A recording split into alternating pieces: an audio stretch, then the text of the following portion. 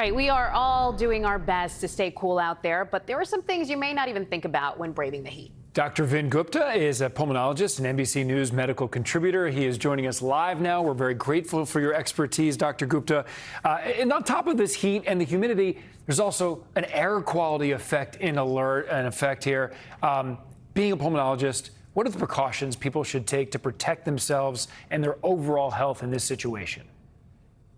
Exactly to your point, there's a lot of things happening in the environment around us. So on air pollution, if you're feeling like you're sensitive, or if you have asthma, underlying heart or lung disease, or you just don't know, but you're smelling something in the air, go to airnow.gov, airnow.gov, and look at your air quality reports in the zip code near you.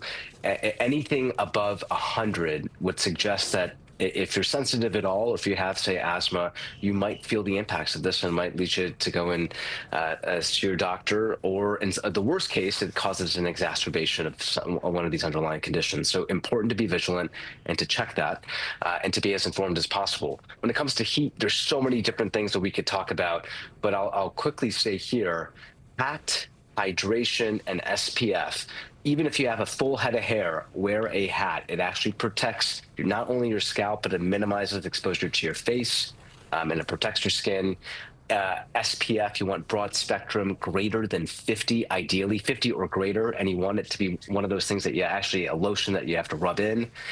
And hydration. Skim milk actually is the most hydrating thing you can drink. So if that's something that you can tolerate, skim milk. Huh. Dr. Gupta, you're reiterating the importance of staying hydrated in this type of heat, especially when outside. We know kids are going to be home for the summer. They want to get outdoors. Adults are trying to beat the heat, too. To your point here, are there foods or drinks that we should avoid in this weather, and what foods or drinks could help us, like skim milk? Yeah, absolutely. I'm glad that we're talking about this. You want to be very mindful of your alcohol intake more than anything else. You know, sometimes it's easy to say have a midday brunch and partake in direct sun drinking, and that's what you really want to avoid because you can get dehydrated very, very quickly. So be very mindful of that. Try to do if you're going to have a beverage, try to do it in a cool place towards the evening time, so you risk compounding risk factors. In terms of hydrating beverages, so skim milk's up at the top, carbonated beverages like, say, a fizzy water, which are very popular now, that's something that you can aim for. Water itself, great if you have ready accessibility to it. I'd really recommend everybody avoid plastic water bottles if possible, especially in the heat. We worry about that plastic seeping into the water. So try to fill up that stainless steel water bottle if you have one. Really, really important there. But those are some of the things I'd keep in mind when it comes to hydration. Really good advice, Dr. Gupta. We appreciate your expertise. Thank you for your time. Thank you. Thank you.